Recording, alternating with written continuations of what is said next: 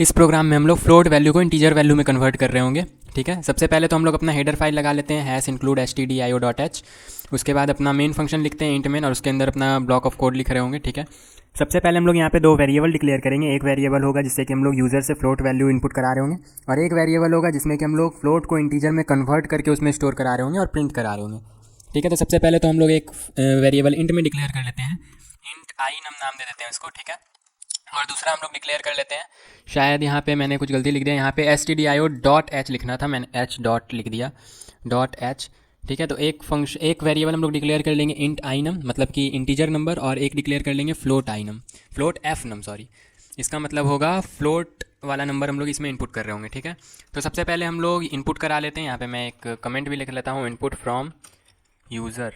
ठीक है, इसमें सबसे पहले हम लोग अपना प्रिंटफ फंक्शन से क्या करेंगे, एक मैसेज शो करेंगे, इंटर द फ्लोट वैल्यू। क्या लिखेंगे, इंटर द फ्लोट वैल्यू, और ये मैसेज पढ़ते ही यूज़र समझ जाएगा यहाँ पे क्या इंटर करना है, एक फ्लोट वैल्यू इंटर करना है।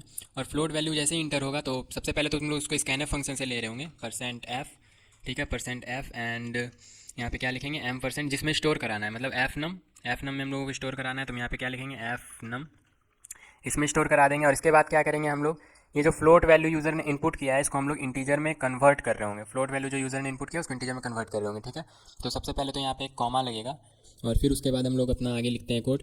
तो यहाँ पे हम लोग क्या करेंगे, इसको कन्वर्ट करना है, तो कन्वर्ट करने के लिए हम लोगों को यहाँ पे एक टाइप कास्टिंग करना पड़ेगा। इसको हम लोग टाइप कास्टिंग भी बोलते हैं, एक डेटा टाइप से दूसरे डेटा टाइप में कन्वर्ट करना, उस प्रोसेस को हम लोग टाइप कास्टिंग भी बोलते हैं। ठीक है, तो यहाँ पे हम लोगों को कन्वर्ट करना है, तो हम लोग कुछ नहीं करेंगे, बस आगे में जिस डेटा टाइप में कन्वर्ट करना है उस डेटा टाइप को ब्रैकेट के अंदर लिख देंगे।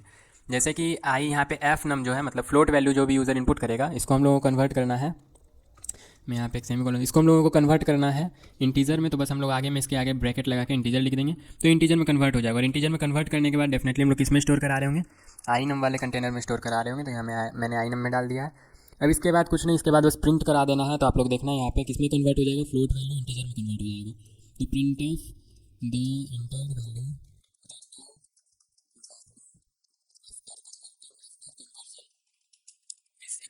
कुछ भी मैसेज लिख सकते हो, मैंने यहाँ ऐसे ही मैसेज लिख दिया था, entered value after conversion is equal to. और यहाँ पे हम लोगों को क्या लिखना है, %d। ठीक है, क्योंकि फॉर्मेट स्पेसिफायर आप लोगों को पता ही होगा, %d का यूज़ करते हैं, तो %d और कॉमा देके उस कंटेनर का नाम, तो आई नम वाले कंटेनर में स्टोर होगा, तो आई नम। ठीक है, तो यहाँ पे एक सेमी कॉलन देंगे और फिर रिटर्न 0।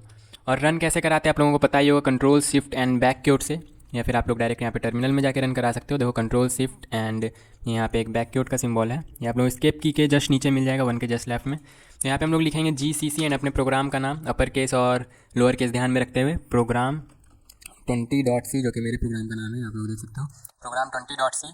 फिर हम लोग इंटर करेंगे और फिर लिखना है ./a.exe।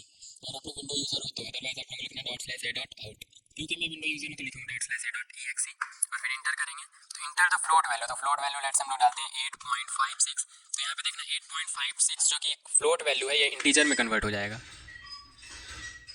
तो मेरी आवाज़ थोड़ी प्रदूषित होने के कारण मैं आप लोगों को एक बार और रन करके दिखा देता हूँ।